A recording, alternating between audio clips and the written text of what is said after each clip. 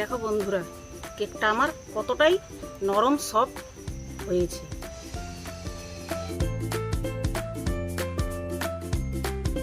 নমস্কার বন্ধুরা, আমি আবারও চলে এসেছি এক নতুন ধরনের রেসিপি নিয়ে। আমাদের রেসিপিটি হলো চকলেটি কেক।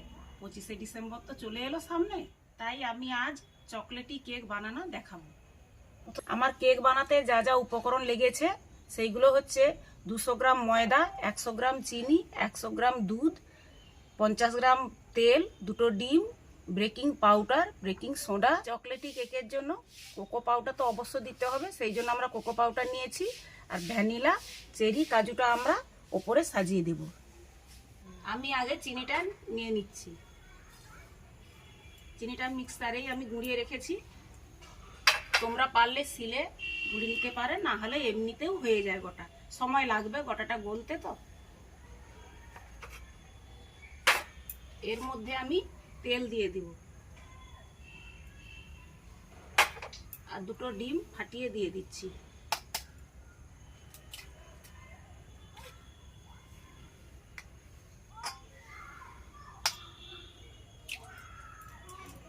এবারে এটাকে ভালোভাবে আমি গুলিয়ে নেব।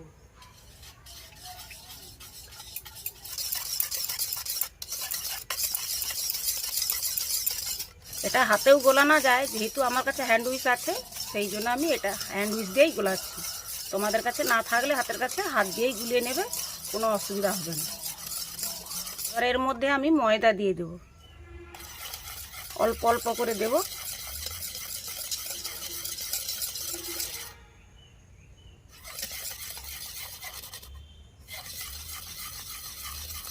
যেহেতু ব্যাটারটা শক্ত হয়ে গেছে, আমি এতে এবার অল্প পরিমাণ করে দুধ দিয়ে দেব।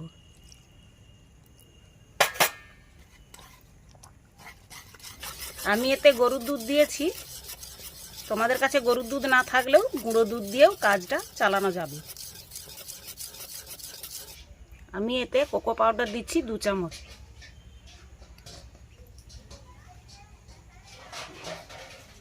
ভ্যানিলা দিচ্ছি 1 চামচ। বেকিং সোডা অল্প পরিমাণ দিচ্ছি।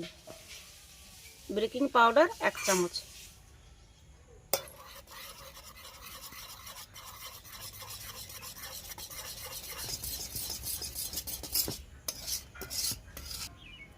কড়াটা আমি বসিয়ে দিলাম। এর মধ্যে আমি কিছু বালি বিছিয়ে দেব। কড়ার মধ্যে আমি বালি বিছিয়ে দিয়েছি। এটা একটু 5 মিনিট গরম হয়ে যায়। তো তখন আমি জামে একটু তেল মাখিয়ে নিই। ভালো করে তেল ব্রাশ করে নিই, চারপাশেই লাগাতে হবে জামের। এর মধ্যে আমি একটি সাদা পেপার কেটে নিয়েছি, দিয়ে এর উপরে আবার একটু তেল আমি ব্রাশ করে দেব।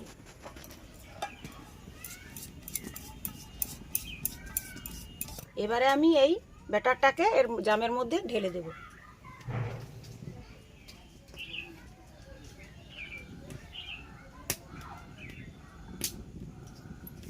এবারে আমি এরকম করে জামটাকে একটু ঝাঁকিয়ে নেব, ভিতরে ফাঁপা ভাব থাকলে বেরিয়ে যাবে।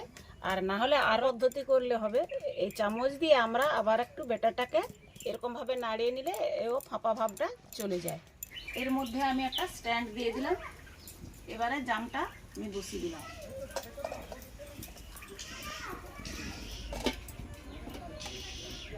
ভালোভাবে ঢাকনাটা লাগানো থাকলো।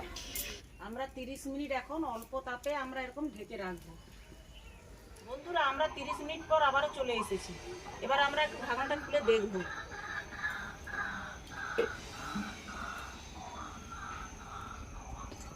এবার এর মধ্যে আমরা এই ফলগুলো দিয়ে সাজিয়ে নেব।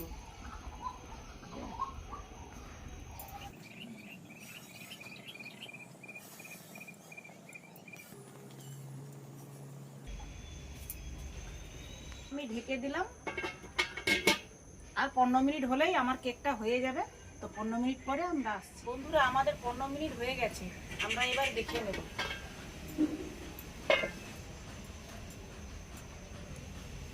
একটা কাঠি দিয়ে আমরা একটু চেক করে নেব।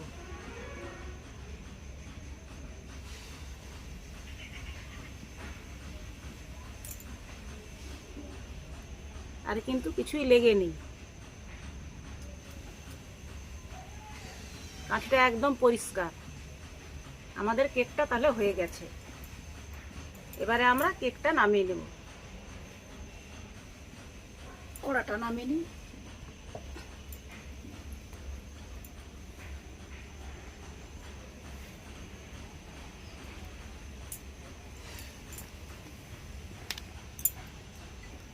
কিছুক্ষণের জন্য আমরা ঠান্ডা করার জন্য রেখে দেব, তারপরেই আমরা কেকটা খুলে দেখব।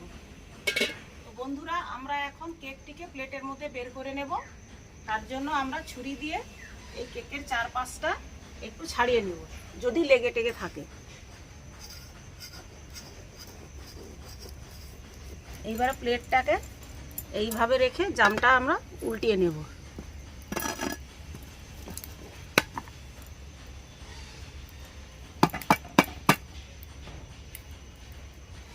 কেকটা আমার উঠে গেছে। এবারে আমরা পেপারটাকে ছিঁড়ে তুলে নেব।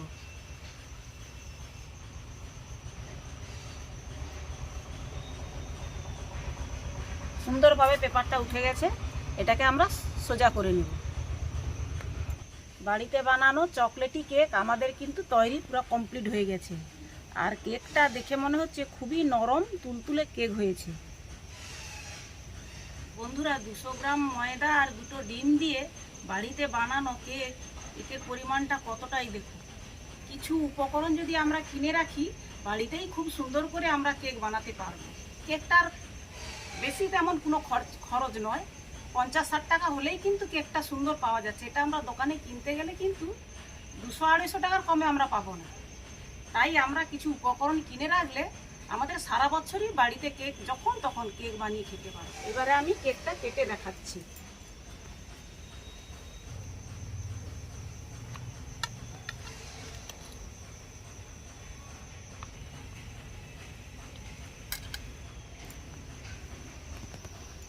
দেখো বন্ধুরা, কেকটা আমার কতটাই নরম সফট হয়েছে। একদম তুলতুলে স্পঞ্জি কেক, নরম। কেকের তো শুধু রূপটা দেখলে হয় না, এর স্বাদটাও একটু দেখতে হয়। তাই আমি একটু খেয়ে দেখতেছি।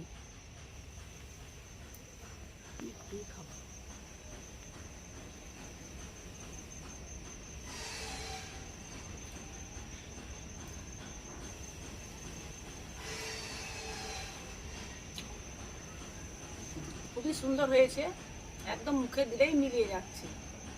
এটার টেস্ট কিন্তু খুবই সুন্দর হয়েছে। আমি যে খেলাম, আমার মুখে কিন্তু একদম মিলিয়ে যাচ্ছে।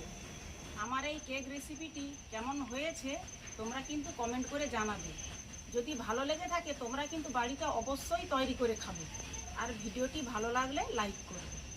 তা হচ্ছে তোমাদের সঙ্গে পরের ভিডিও।